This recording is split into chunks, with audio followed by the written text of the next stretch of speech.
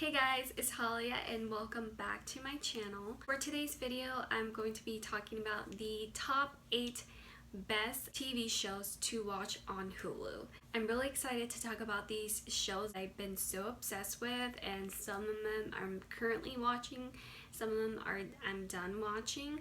But they're like the best shows that I cannot get over it and I cannot miss an episode of it. If you guys are new, hi, my name is Talia and welcome to my channel, guys. Let's just get on to the video. First show that I really recommend is called The Act. It's more like a crime scene. So it's about Dee Dee Butcher, who is super overprotected by her daughter Gypsy. Dee Dee is faking Gypsy's health condition. Everything that she's saying that she has is all a lie. She just wants to get money and fundraisers and a home so not live out the streets. Gypsy is trying to escape from this toxic relationship that she's living with her mother, and it's just got pretty intense. Like, she doesn't really let her interact with anyone. She basically lies to everyone in front of their face. A true story, guys. Basically, Gypsy quests for like independence by Pandora's box of secrets, which ultimately leads like murder, like a fiction crime scene. And Gypsy runs away with her boyfriend named Nick. He has health problems, so kind of lead him to a bad situation.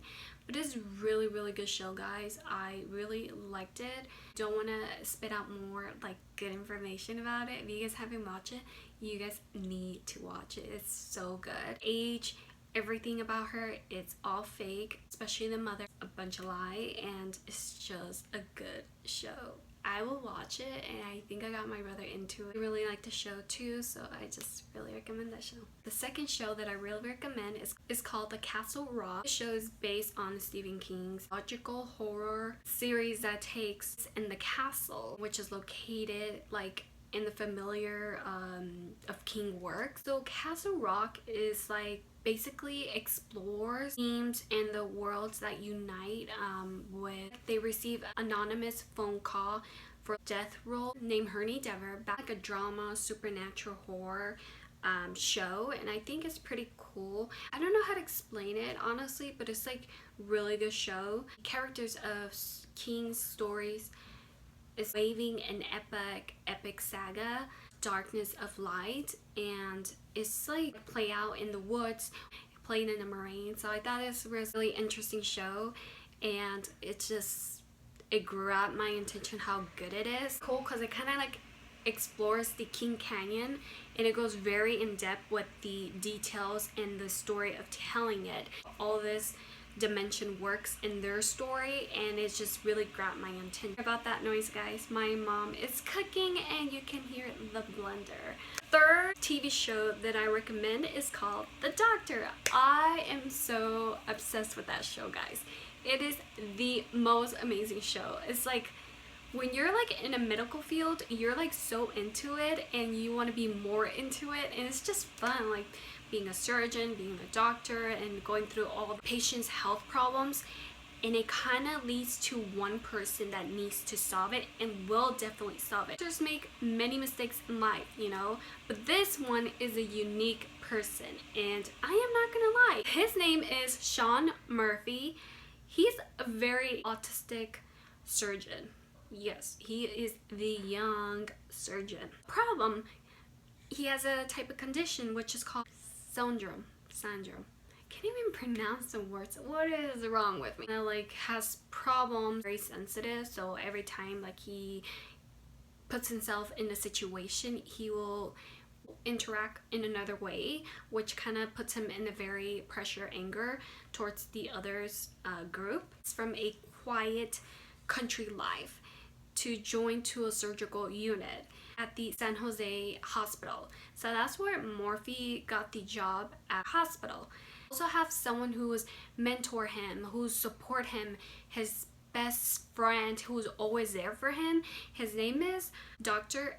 Glassman. Been the #1 support on Sean since day one. He was little, so he's been supporting him, always trying to make his career the best. Having survived a troubled childhood, also alone in the world, so he has no mother, no brother. His brother passed away, and he also has a roommate who is there for him, and you know, she's really sweet. He's also trying to connect with those who are around him using extraordinary medical skills. So he has a gift that when there's a problem that is hard to solve, he kind of like stares somewhere up, and then he like gets a light bulb and it starts turning on, and he's like, I know the answer, and he gets it right and he saves the patient's life. Really emotional because patients go through so much pain and these surgeons try to save their lives, and Dr.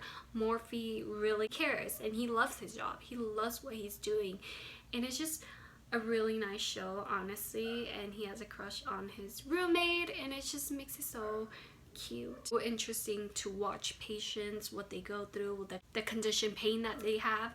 It's just a really good show, guys. I recommend it. The Good Doctor, you guys need to watch it. It's so good. The fourth show that I recommend is called The Good Trouble. It kind of relates to The Foster's Home. I don't know if you guys seen that show. That's a good show as well. I think I mentioned it on Netflix. Love these girls. Are so amazing to watch, especially when they're like sisters, but in reality they're not sisters. They just go through so much, and the trouble that they put themselves into is just super crazy. It follows by Callie, Mariana, embarked to a new adventure. So they decided to live in Los Angeles, live the good life of LA. I wish I could live in LA. Mariana, she got an offer at a World Tech, where she's engineer, knowing technology. That's where she works. Callie actually works legal system that is part of the clerks for federal judge, so she is a lawyer.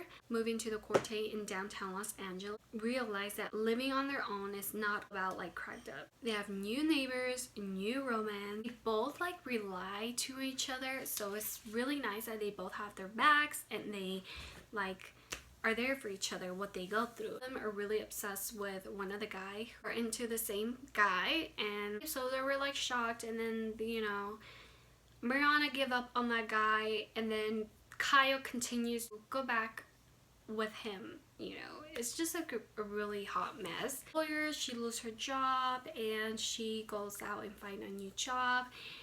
And Mariana kind of stands up for the women's rights, a better salary, and it's just the girls fight a lot to get what they want. Thought everything was gonna be like easy, and honestly it's a struggle, you know, but the good thing they have each other. Check it out. It's a really good show and I do recommend it. The fifth TV show that I really recommend is called Pretty Little Liars, The Perfectionist. I'm so obsessed with this show. If you guys don't know the Pretty Little Liars, you need to start over and go watch the beginning of Pretty Liars. I love this shows ever since I was a teenager. Even now, as a young adult, I still am so obsessed with Pretty Little Liars. It's just so interesting to watch. 3 college friends struggle of overachieving Beacon Heights campus. Allison De Laurentiis and Mona live from Rosewood. All the hot mess just happened there. For a fresh start, Allison, she got divorced, and you know, her kids don't live with them, so she needed a fresh start. Mona, she didn't want to be in Rosewood, you know, to bad memory. That was over, you know, starting a new life will be a normal thing. Unfortunately, that continues. A murder happens in Beacon Heights, which is beyond crazy. Ava, Caitlin, and Dylan, who were not so friends, they started on the wrong foot because of Caitlin's pretended to be boyfriend, who is Ava's actual boyfriend in secret life, because the mother did not like her. Nolan, the main lead on this, and it became all bad, and Nolan wanted everyone to be together, so they pretend that this nice group of friends and they get along. Nolan's death, they're trying to solve clues, and you know, Caitlin is in love with Jeremy, but Jeremy did something with the Beacon Heights cameras and the murders that can is solved. It goes back to the person that has been in Beacon Heights. Clues, drama, it just makes it even more mysterious to find out behind all this problem. So Allison and Mona try to solve the pieces. They're trying to find who is doing this to them. and putting them in danger and losing everything, what they have, what they're passionate about. Like the characters there. It's a really good show. A sixth show that I recommend is called Cheryl. Any full figure woman who wants to change her life. Happy for who she is. She's not ashamed of her body. She's who she is, and she will continue to be who she is. And that is true. I applaud that. She's basically trying to start her career like while juggling bad boyfriends, sick parents, and perfectionist boss. A pretty funny show. I really like the show, and it's more like not ashamed of her body, but sometimes she feels like she's not pretty enough. It's been a really good start, and Annie is a good character. The way she acts herself out there, she's like so fun. She's always in a good mood, and people try to shame hard for her, but she always keep her chin up and just like start her day. I do recommend that show, guys. It's just so funny, to be honest with you. Annie's cool. The seventh show I recommend is called Light as a Feather. I've been so obsessed with that show. Like honestly, obsessed. About four best friends invite a new girl out on Halloween. The new girl suggests them to play a game, you know. So four best friends who are Mac, Alex, Olivia, Candace. So those four best friends went to the park, and you know, they named Violet. Violet was so much trouble and so much pain. She basically invited them to play this game, Light as a Feather, on the forehead. Predicts her death, like how she's gonna die. So the next day they will have some like that every time they make a move they seem to, you know, how they die the way that she predicted in that night of Halloween. The game continues and it will get you, it will haunt you. Behind her back, I forgot what's it called, but it's so gross. So she has it, which she is cursed with that. Survivors, who are Alex and Mac, they continue to being targeted, haunting them. Mac has a twin sister named Jenny. Mac has blackouts. She will end up in people's house. She will murder someone, and Jenny basically like takes over her body, which is pretty crazy. You know, season 2 is out now, so I recommend you guys to watch that show. Do not miss it out because it's a really good show, and I do recommend it. The 8th TV show that I recommend is called Siren. I don't know if I'm pronouncing that right. Siren. We're gonna go with Siren. Bistro Cove. Before it was the mermaid's home. Mysterious new visitor girl named Rain, who made up her name technically because they have no names. Mermaids don't have names. Basically got that name from a TV, to be honest with you. She's like, Ren. That is my name. Ren Fisher. Catches the eye loco, who is Ben. Rain has some type of love for Ben. Ben is dating Maddie. You know, those two are dating, Ben and Maddie, which are human. Bren is a mermaid, but then she becomes friends with Ben and Maddie. Later on, they started to stick around and help each other, trying to figure out why they're not making babies in the ocean, because they're having problems, and then the water is not the same because the mermaids, they're coming into the world. Because after Ben and Maddie helping her out, Ren has feelings for Maddie, so technically they all three, they love each other, and they have some weird type of relationship, I'll say. Helen was one of those mermaids, you know, back then. She is now a human. I'm still trying to figure that out though.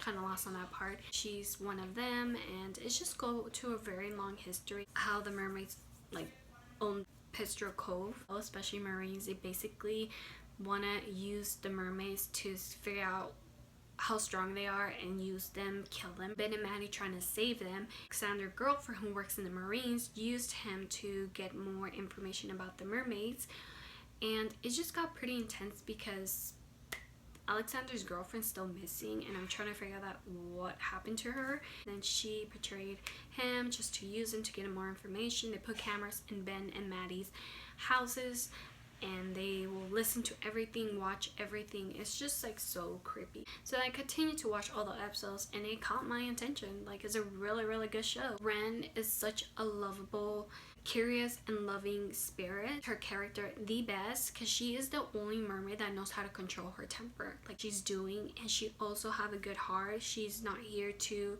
danger the human or eat them or attack them. She's really patient and she knows how to control herself, and she cares about her human people. I think Ren is a good character and I really like her character. This is a really good show. I'm still waiting on more episodes, and I do recommend that show, guys. That's pretty much it, guys. That is my top 8 favorite shows. Comment down below, what is your favorite show? What do you guys really enjoy on Hulu? I'll see you guys on the next time. Bye, guys.